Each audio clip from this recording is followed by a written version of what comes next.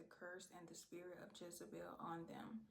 It will start with the great grandma having all these kids, broken homes, being a side chick, having kids from other people, men, from married men, from one night stands, to the person that they got at home, mixing the kids.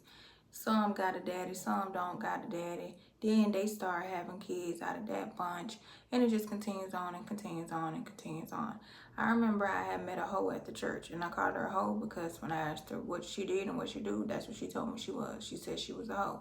I did a story time on the best storyteller on my TikTok. Go follow that and watch. And like, leave positive comments only, I say.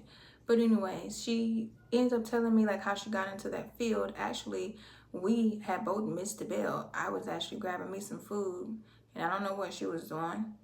I'm probably looking for a pimp, I'm assuming. But I had end up taking the right, and I end up going on the side where the gate was, and they was working on the road. So I end up having to go back the other way, and I missed the gate to the get into the church on time. So I had to wait till after the 10-minute bell thing got wrong. And after I left from the door, I just go and sit on the little steps, and she comes and she sit, and we're talking and we get into the conversation of what she does. And she tells me that basically everybody in her family does it. And she was like, she got touched on when she was a kid. And ever since then, she just like doing whole shit.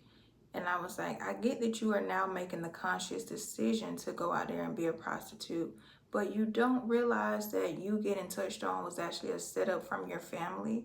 Because if they making sure all of y'all get touched on, they are actually trying to write out your destiny for you. You have to notice when something is rooted from trauma and pain from a setup and somebody getting you off your path versus you waking up and that's just what you want to do.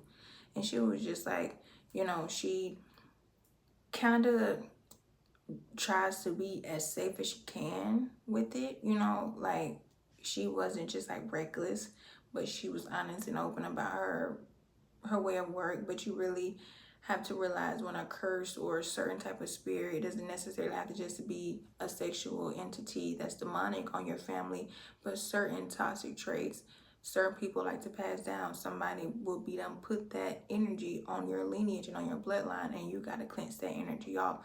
You got to break them cycles, because a lot of people tend to repeat the patterns. Even if they do eventually break it, it's still done created an energy of repetitive cycles.